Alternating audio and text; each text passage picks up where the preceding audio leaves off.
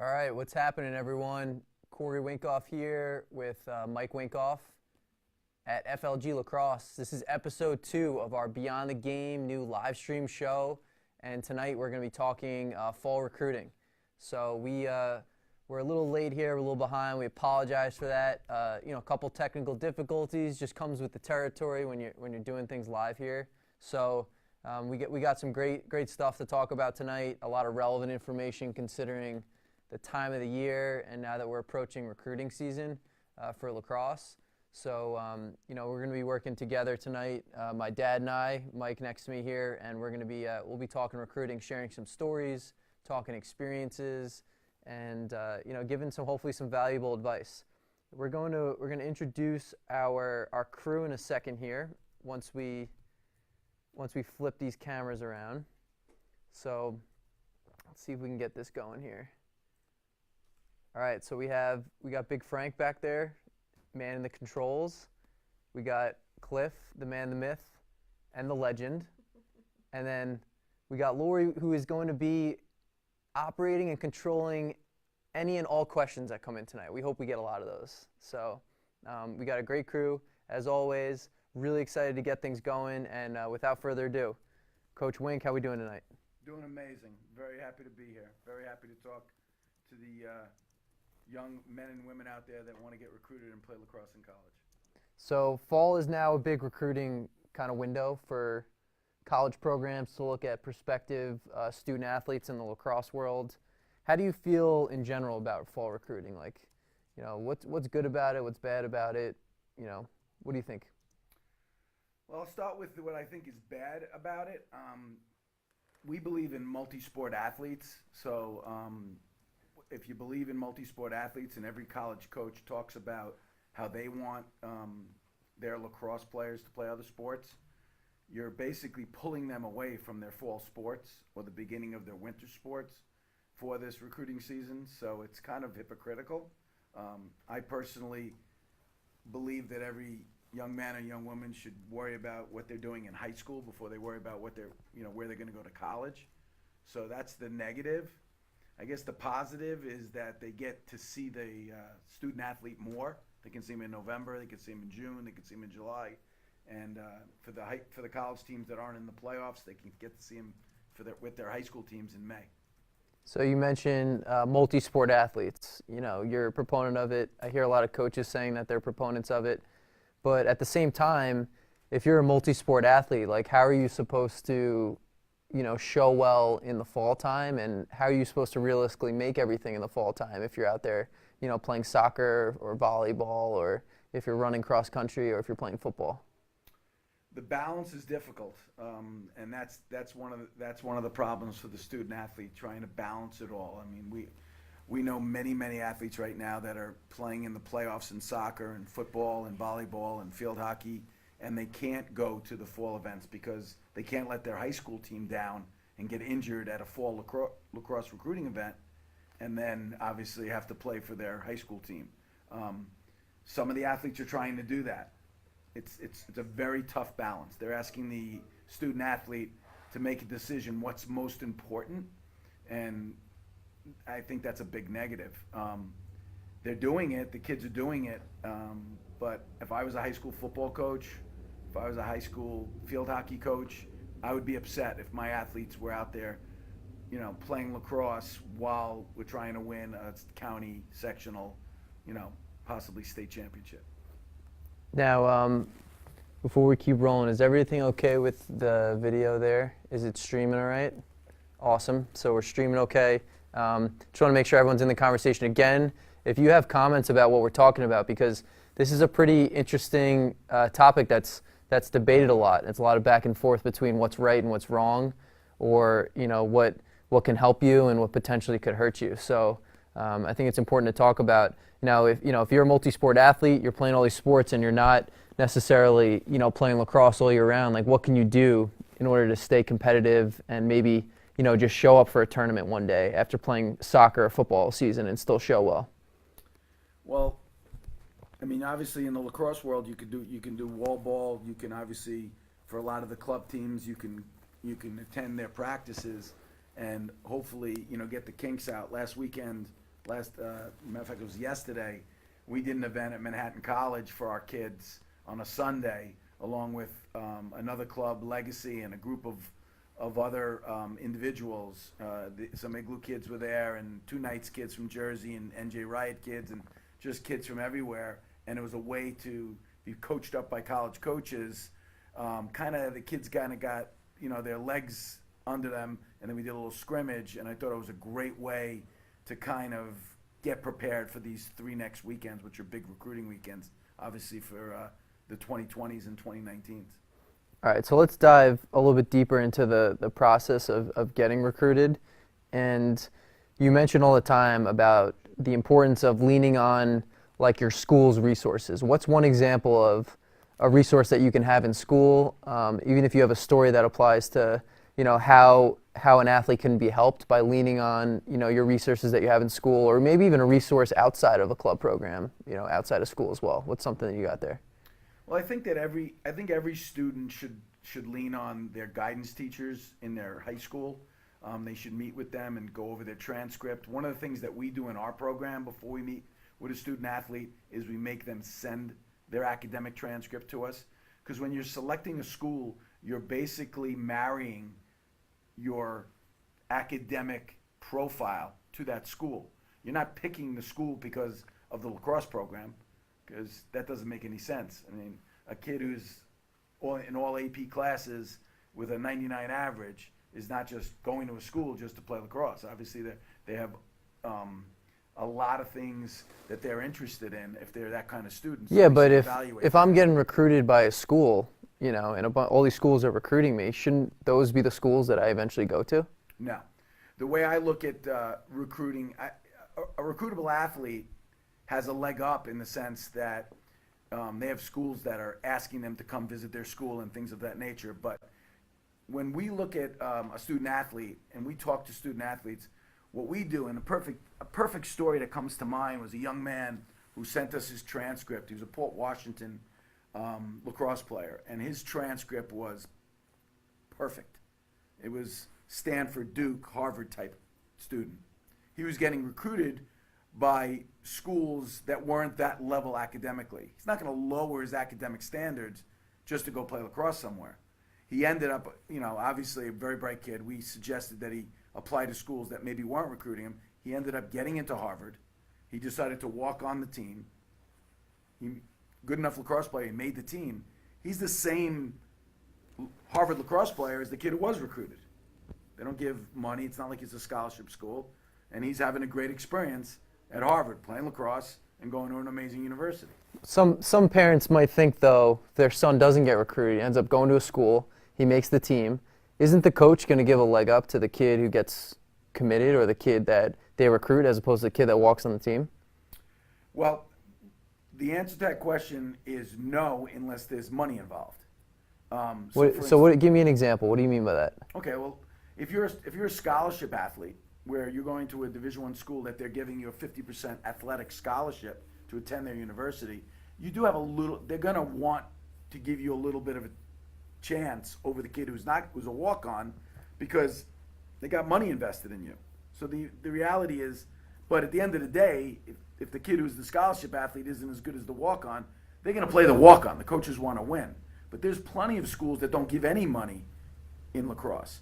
A perfect example is a friend of mine's son. He was from California. He got into Middlebury.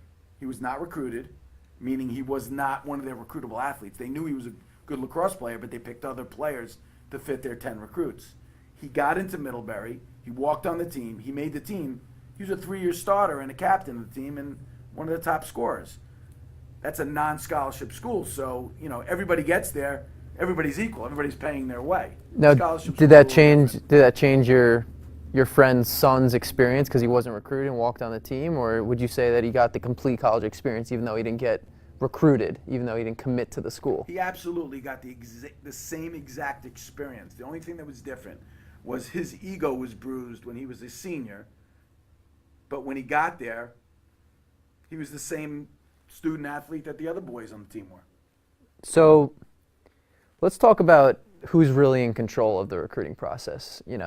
I think a lot of times parents they feel as though that college coaches are the ones that are in control of the process. Is that true? What's your opinion on that? And maybe give a story that might relate to, this particular debate between what parents think and what's the reality. The reality is that the control of any process is always the student athlete, especially the higher level student athlete, both on the academic and athletic side. If you're a good enough player where they're recruiting you early in the process and under the new rules on September 1st, every school's contacting you, right? So every school calls you because you're a great lacrosse player, and every school in the country wants you, okay? And we know a bunch of those kids on Long Island that are like that. You're in control because you're deciding where you want to go. The problem is it's the fear of missing out. And that's the biggest problem, not just in recruiting, it's the problem in parenting. Everybody thinks that they're missing out on something. What they have to do is they have to stick to their values and their morals and go off of what they think is right for their child, okay? Not what all the schools think is right for your kid. You know your kid the best. So you evaluate your child and what schools would fit him. Some kids want to go to big schools. Some kids want to go to small schools. That's stuff you got to evaluate. So I think a question just came in. Yes, we have a question from Elisa Langer, and she wants to know, do you think sports camps help student athletes accelerate? And if you do, would you recommend that they do something like that? So let's break that down a little bit, because when I hear sports camps, I think of a couple different things. You have prospect days, which I think we should address what those mean, what they are, and then the pros and cons of them. You have, tournaments where you might go with your team, with a high school team or a club team, or you might even have, a sleepover camp, like I think maybe she's referring to, where you can go and maybe play, in front of a couple different colleges or one specific college and just go to get better. So let's start with the first one, which is a prospect day. So what is a prospect day, and talk about, why they're good or why they're bad.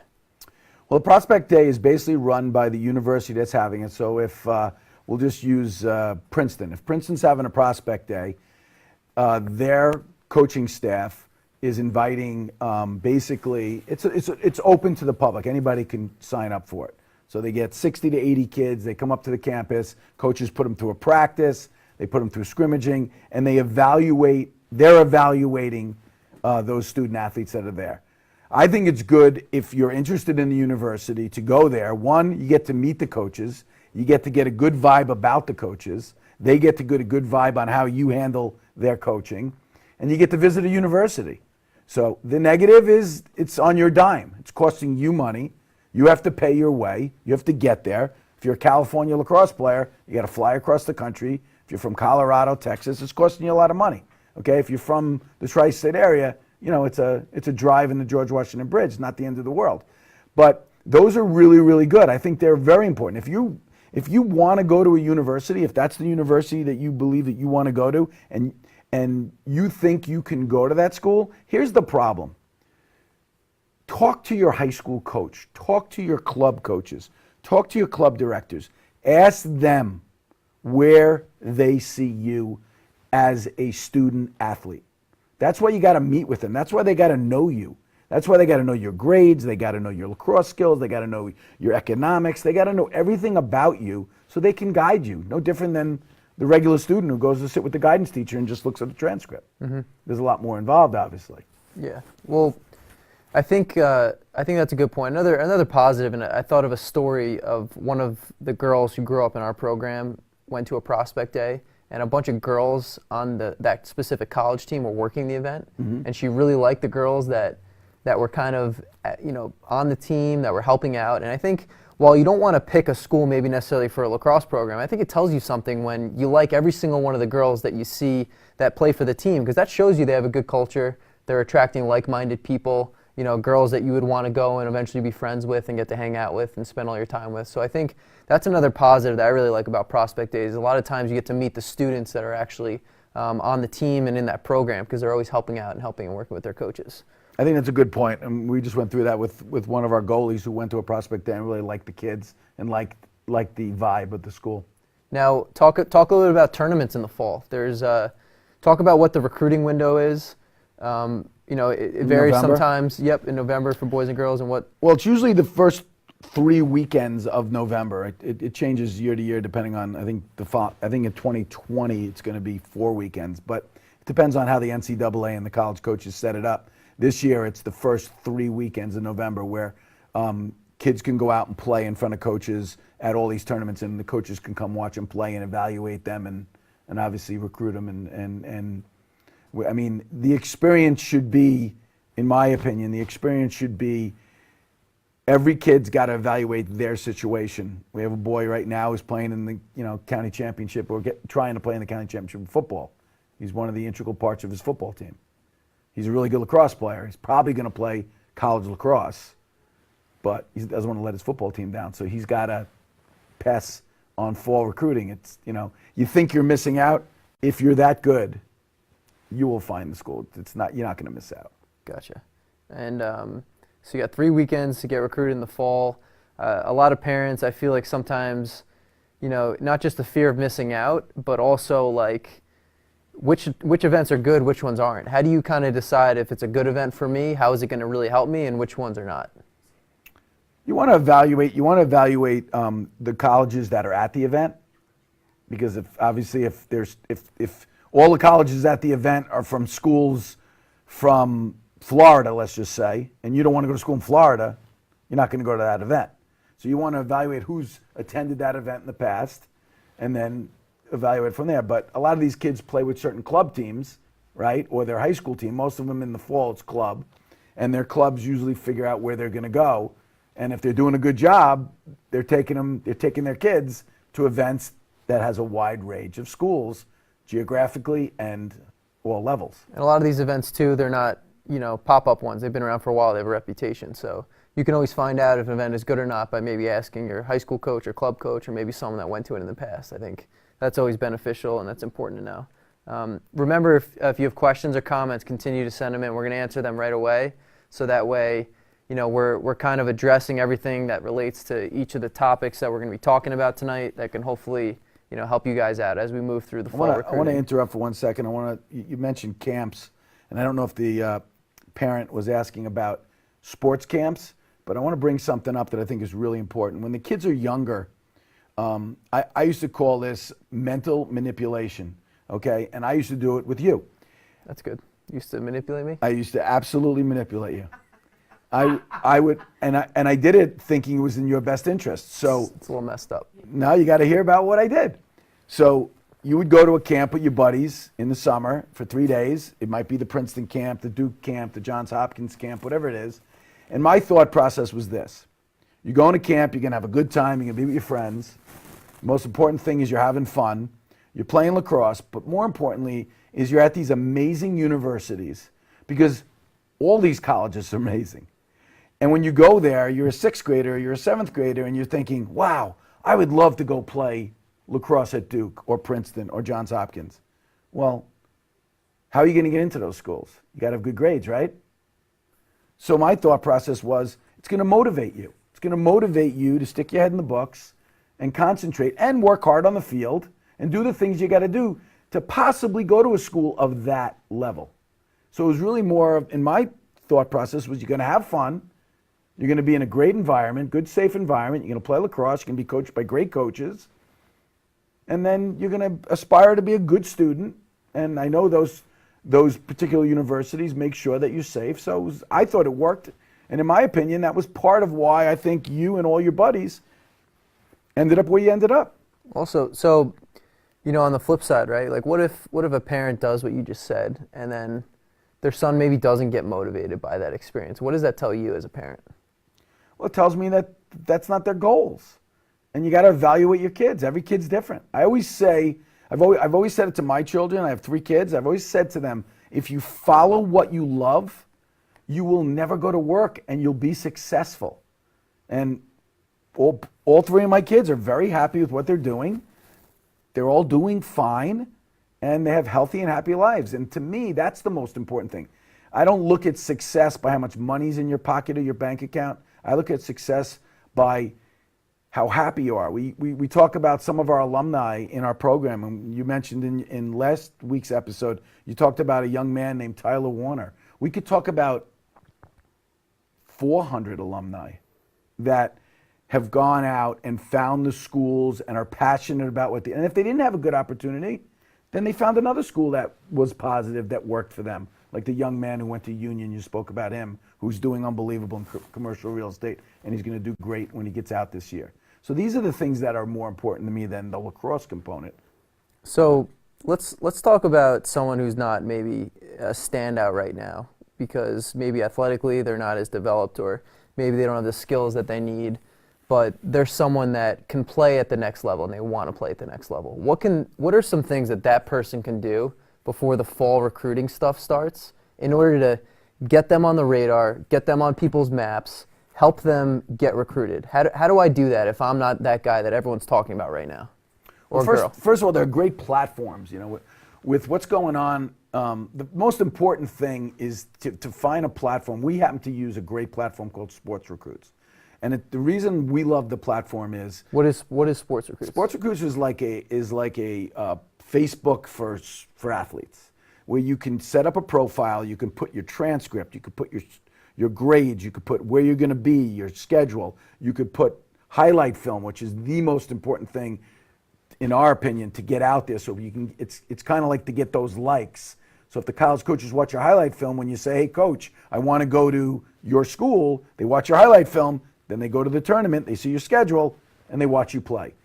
And then they decide if you're for their university, obviously. I think that's the way to do it, because it organizes you, and it keeps it in an organized manner. We use it because we can help our kids and guide our kids, and we can see what they're doing, and they can communicate, and we can communicate with them, and we can talk to the coaches. And every school, every club school, every Division I, II, and III schools in it, which is awesome.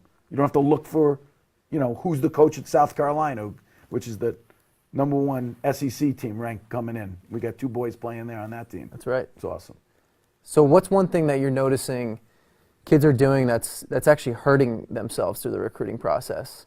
They have opportunities, coaches are reaching out, and they're not losing opportunities because of what? Because of communication skills, because of how they communicate back to the coaches. So give an example. A coach, I have a perfect one. There was a young man who's now a senior in college. When he was a senior in high school, I ran into his mom at a high school lacrosse game. It was like April, maybe it might have been early May. And I said, what's going on with your son's recruiting process? Oh, he really wants to go to Muhlenberg.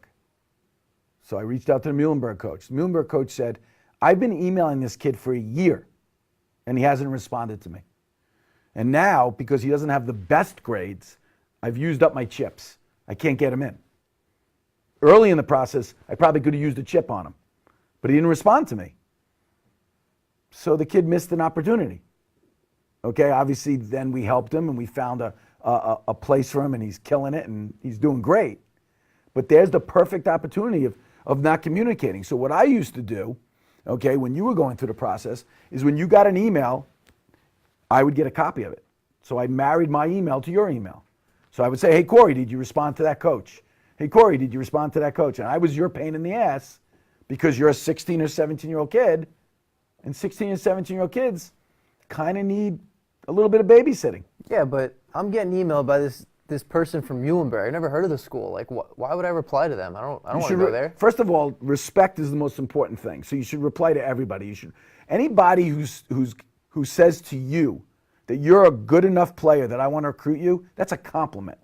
I don't know too many people that come up to you and say, yeah, you're a really nice guy, and you just walk away and go, you got to respect the person, what he does for a job. First of all, it's a compliment. Second of all, you should respect everybody. You should respond to everybody.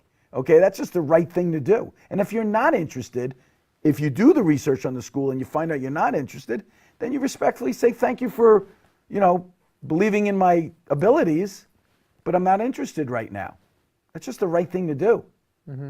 I mean, you responded to every school, okay? And if you didn't, then I made sure you did. So parents need to get involved. Why didn't you just do it for me? That's easy. That's an easy one. Because the goal of life is for you to get off my payroll. That was the goal. The goal is to get off the parent's payroll. You don't get off the parent's payroll, okay, when the parent, okay, is wiping your ass. okay? You have to go and you have to do certain things that are uncomfortable. The greatest thing is to be uncomfortable. Why is that good though? I don't want to have to like talk to some college coach I don't know and talk to these people I've never heard of their Why school. do you think you're the young man you are today? You're not the young man you are today because I spoke for you.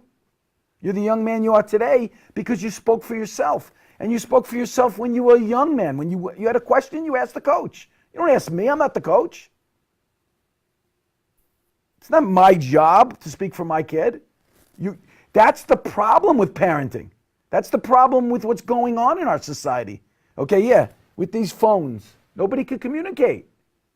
Okay, so the goal, the greatest thing, and I wrote a blog on it, and I'm sure you'll be posting it one of these days, okay? The greatest thing you could do is give your kid self-worth. There's no self-worth when the mom and the dad are doing all the work. Self-worth is what comes through you. So the reality is, I don't care if you're in third grade. You want to ask the coach, okay, coach, I want to play defense. No problem. Put him in a defense. You don't need the mom or dad telling you wants to play defense. Kid can say that, right? Mm-hmm. We got a kid in fourth grade in our program. We got a question. That just came in, yeah. We got a question from Tyler Daniel. So it sort of kind of goes along the tracks of kind of where you're at right now. So how do you break it to a kid who has a dream of playing D1 lacrosse that he may not be at that level and steer him towards a college program more his skill level? That's a great question. That's an awesome question. And Good job, Tyler. Yeah, respect that. And, before you kind of elaborate on that, I think it's important to understand it's not always like, okay, hey, sit down, we got to talk. We got some news to break to you. You're like, listen, you're never going to play Division I. Usually that's not how the process works. In our experience dealing with both boys and girls who might have those aspirations to get and play Division I and then end up playing somewhere else, usually that's not how it comes about. Do you want to maybe give an example of a story of someone that might come to mind where they kind of have that aha moment, like, hey, maybe I should go there as opposed to here? I mean, we've been through a lot of those. One of the things I think is so important, and Mrs. Reynolds said it the other day when she walked into the office, we always say drop the D's, right? Because it's not about the level of lacrosse. I'm going to go off topic, but stay with it. When you were in college, you played in a tournament over the summer in Ocean City, and I'll never forget this. And your team had Maryland kids and Virginia kids and Penn kids and Cornell kids from all of these Division I programs. And I'm at this tournament just watching, and the best kid at the tournament was a Lynchburg kid. I'll never forget that kid. He was a midfielder. He was unbelievable. He was winning LXM back then. LXM LXM is kind of like what's going on with Rabel's new league, and I looked and talked to the parents that were there, and I said, it doesn't matter where you play, it's lacrosse. And I think what happens is people get caught up with the teams that are on television. Most of the Division I teams are on television. And I think they got to get away from that. Lacrosse is lacrosse. I played at Ithaca. When we played Cortland, RIT, whoever, it was as important to me and my teammates and the Cortland kids as it was Hopkins against Virginia. It's lacrosse. And once you get to college, the kids get it. The problem, in my opinion, the problem are the parents. The parents get caught up with the ego of what that all means. It's all bullshit. Okay? Pick a college. Pick the right college. Okay? You could play club. Club is the same way. The MCLA is big time. It's big time lacrosse. Okay? So I think what happens is we don't squash people. We educate them. We tell them about what we're talking about right now. We talk about it. There are kids that can play. We were talking to Dev Voda in our office the other day, who played at Siena, was the captain at Siena. That's a Division I program. As he looks back on his career, he talks about things he could have done. He now has to take classes, right, that he couldn't take at Siena because he was a Division I athlete. Mm-hmm. So that's a story of someone that actually hurt him playing Division I lacrosse because 100%. Of what he wanted to pursue professionally, which is, medicine. Maybe be a PA or be a doctor. And you can't take the labs. Right. How many coaches have told us on the girls' side, I don't want nurses? Yeah. Because of the labs. Nursing is very consuming, and it's a great profession, so a lot of girls have a tough decision to make. Do I go play Division I, where I'm basically owned, my schedule is owned for 4 years, Or do I go somewhere where, I maybe hang up my cleats or play club or play Division III and I get to be a nurse and have a great profession where I work a couple days a week and do something I love, give back? Yeah, it's an important conversation, You I had a think. young lady who gave up club lacrosse because she wants to be a nurse. Yep. And she's a Division I athlete. Mm-hmm. But she's like, I want to go to the best school. I want to go to the best nursing program. I respect that more than the kid who follows their dreams of playing Division I lacrosse and then, what? Sure. Or how about how many boys and girls have come through our program that said, hey, I want to be a teacher one day. And ideally I want to be, come back to Long Island or live in the state of New York. There's only so many programs you can choose from at that point. It narrows your search, but it's setting you up for more success when you get down the road. So Yeah. that's important to understand. All right, any other questions that came through? Feel free to shoot them in now. Now's a good time. As we start to wrap up here and talk about, some of our closing points and things that are maybe important to get off our chest and discuss. You mentioned a little bit earlier about ways to maximize your exposure and help get the word out there. You talked about highlight videos and why those are important. You want to talk real quick about, what it takes to make a good highlight video, where you can get the video from, how to make one, how does that process work? I mean, I'll let you talk about the technical stuff because that's certainly more of your stuff, but I will talk about what a college coach once said to me, which was kind of funny. He goes, number one, you're not making a feature film, so it should be short, okay? Your really good plays should be early on, so you grab the audience, which is the coach. Don't make it like a cinematic adventure. Exactly. Right? You don't have to have a climax and crazy transitions and just a lot of really good plays early on. Catch people's attention, right? One I really liked that one of our athletes did, and he did it I think even after he committed, and he did it where he had like a guy speaking in the background, and he was like a motivational speaker talking about like the optimal recruit, and it's funny because it was great because it was everything about this young man. Sure. But it was cool the way the motivational speaker was talking about hard work and all the things you have to do to be successful. Yeah. That was cool. No, it's good. Yes, we got one more question here. Yeah, I have a question. How do you separate yourself from the pack and getting noticed in a highlight video? Yeah, so that's a really good question. I think it's important to showcase different aspects about who you are as a lacrosse player in your video. I think now while showing like one dimension of maybe your game can be really beneficial, especially if you're super dominant at whatever that one thing is. I think that does have its value, but it's like, okay, now what else? What else does this player have? So, having that one thing that you do really well is good. That'll catch you in. But next, it's like, okay, I'm going to need that player to do something else for me. Or, okay, that film was from 9th grade. They were really good at that in 9th grade, but now they're in 11th grade. So what's happened since then? So I think in order to separate yourself from the pack, you should have multiple videos. Those videos should show different aspects of your game that show that you're a well-rounded player, that you can do a lot of different things really well. And I think it's also important to show that you're doing good things against good competition. We talk about that all the time. It's like, okay, you just scored a goal and the goalie is in net, like putting their head down because they're scared of the ball. Like that doesn't really tell us anything.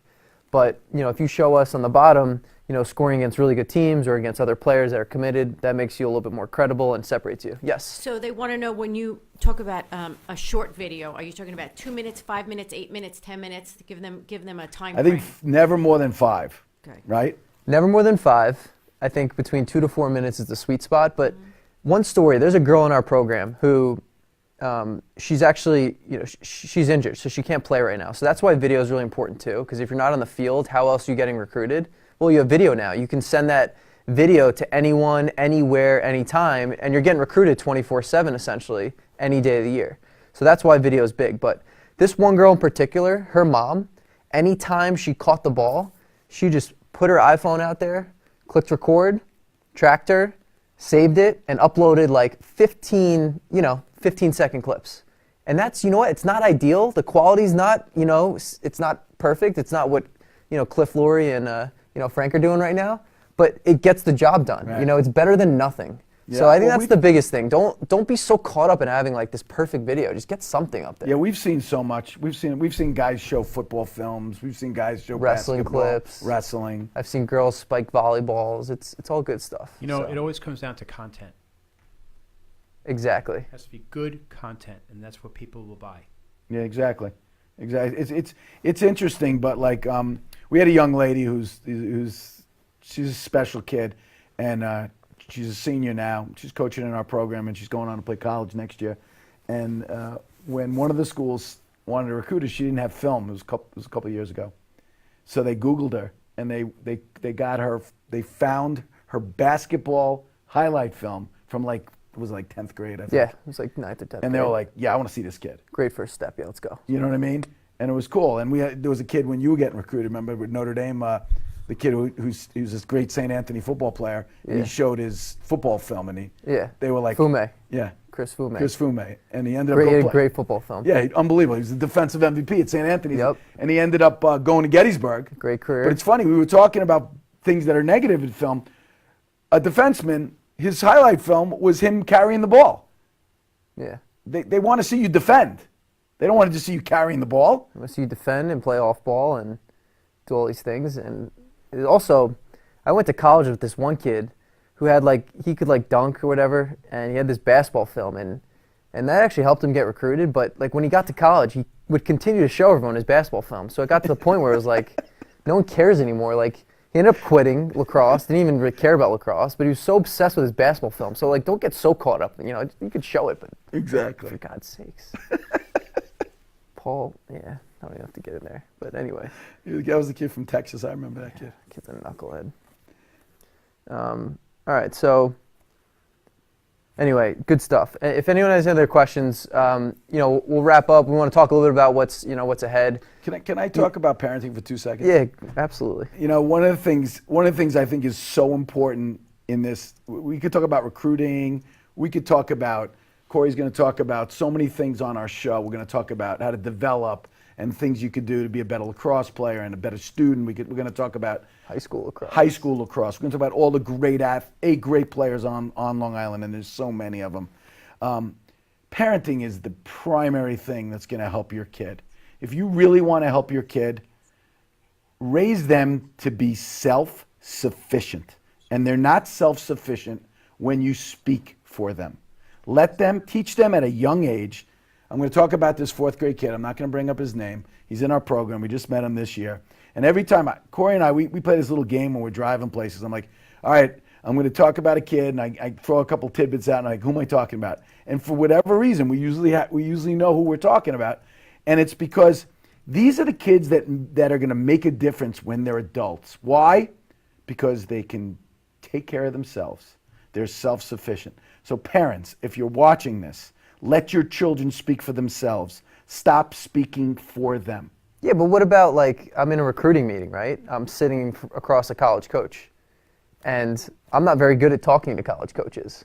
So I don't want to sound like an idiot. So shouldn't I talk? If that coach asks a question, shouldn't I talk for him so my son doesn't or daughter doesn't sound like an idiot? You should never talk for him. Matter of fact, I was just we were at Manhattan the other day. I was talking to a few college coaches, and that happened, and they didn't recruit the kid.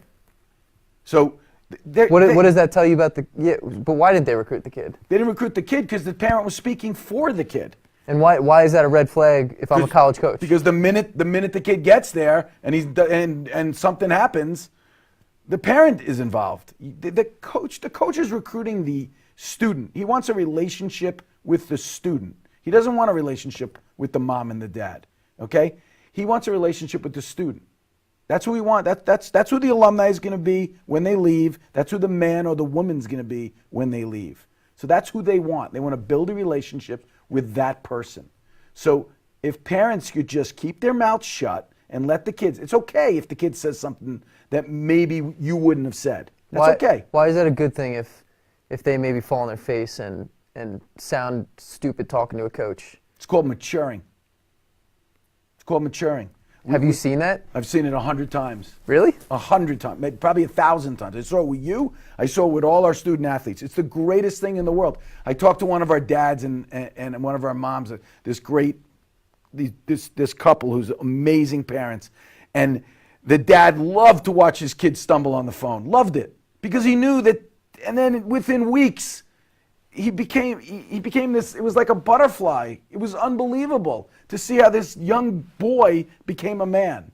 That's what, Just by talking to an adult. just by talking to an adult, by talking, and the adult was probably 26 years old on the other phone. It was the assistant coach from whatever school. Yeah, he probably just, was tasting beers, 2 hours prior with his girlfriend, hanging out, and just Exactly. striking a conversation with a teenager. And he's talking to a 16-year-old. And it was amazing what that conversation And was it's about. unbelievable, unbelievable. And I'm gonna let Corey post my blog, because all as we care about, and all as these teachers. I mean, listen, we're gonna have on this show great teachers. I know we're gonna get Al Bertolone from Mount Sinai.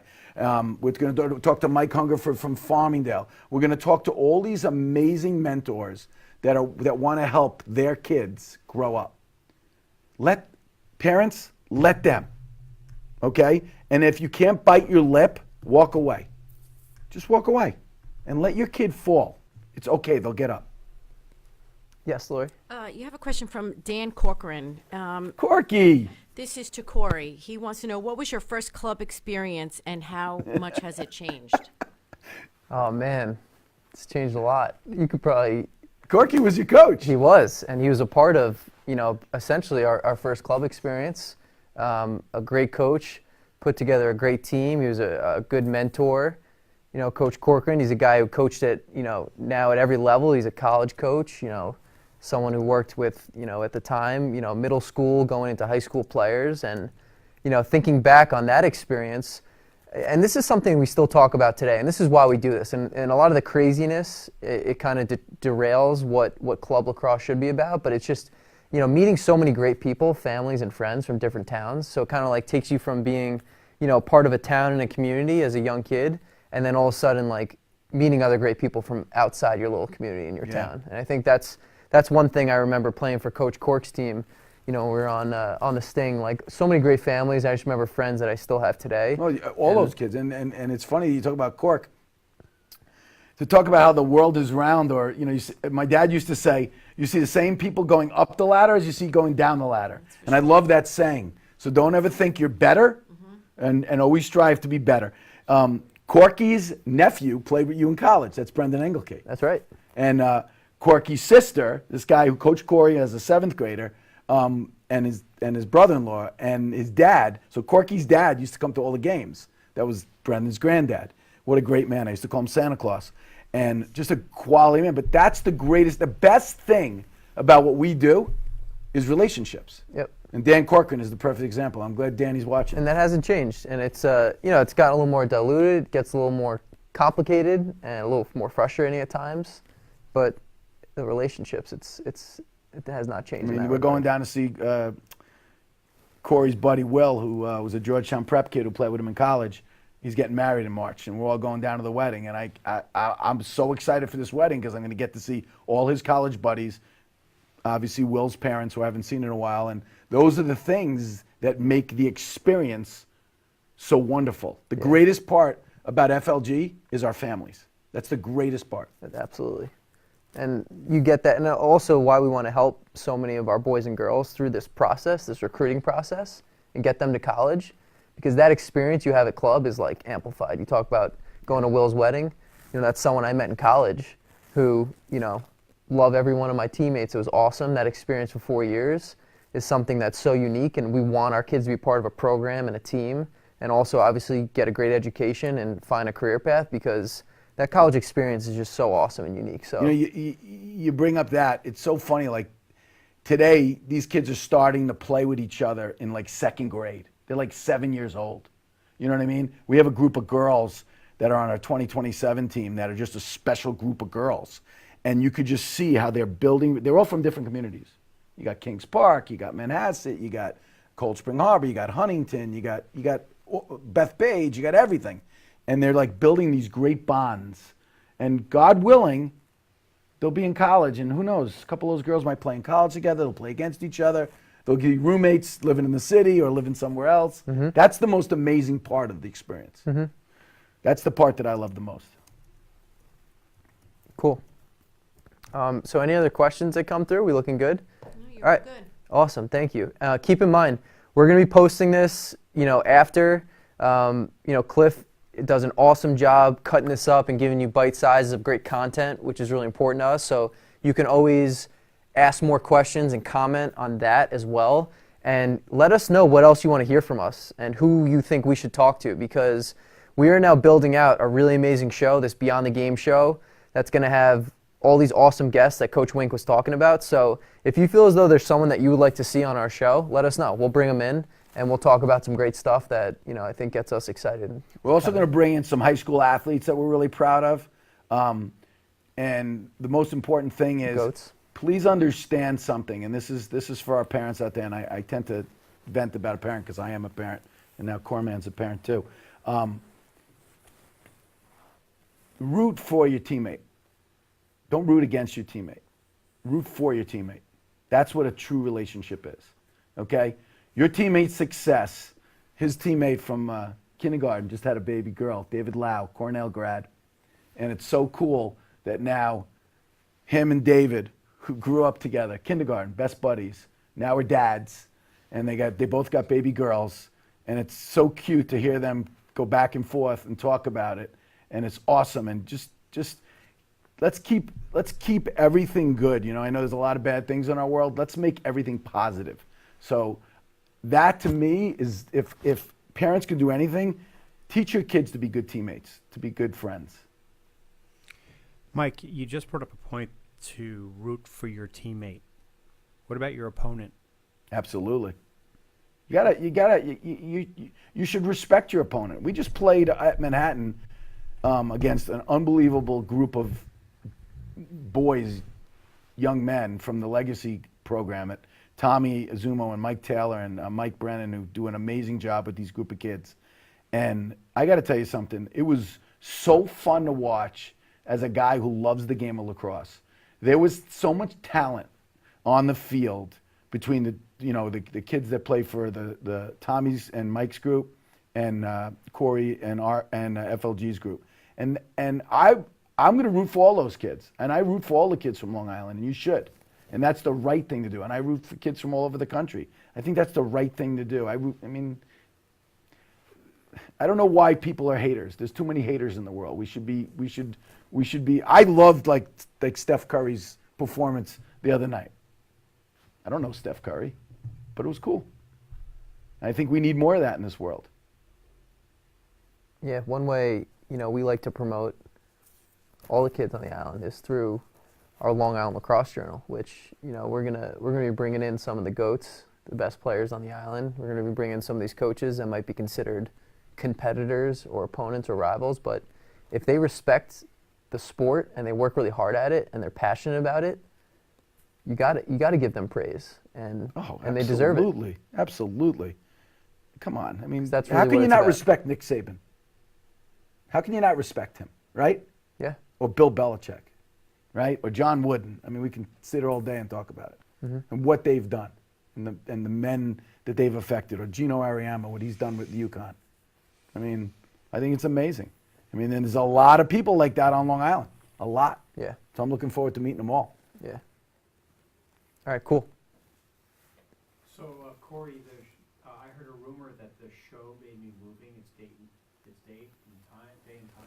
Yes. So we're gonna be bumping over to Tuesday nights, starting up next week, and that's gonna be consistent date, or I guess day for us, moving throughout 2018 into 2019, and we, I believe, Cliff, 7:30 still on for that.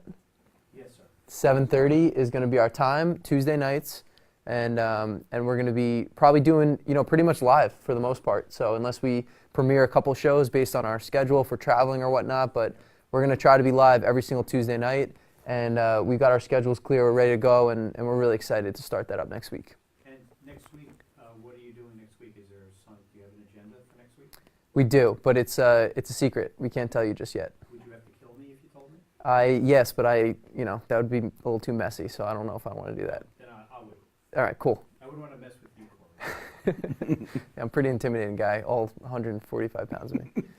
All right, awesome. So we'll be releasing what the show's about a little bit later this week, make sure to follow us on Instagram at FLGLAX, and we'll tell you what it's all about. And we hope everyone enjoyed the show tonight. Coach Wink, hopefully you had some fun. I had a ball. Thanks, guys. Thanks for letting me rant. Awesome. Well, until next time, we'll see you soon.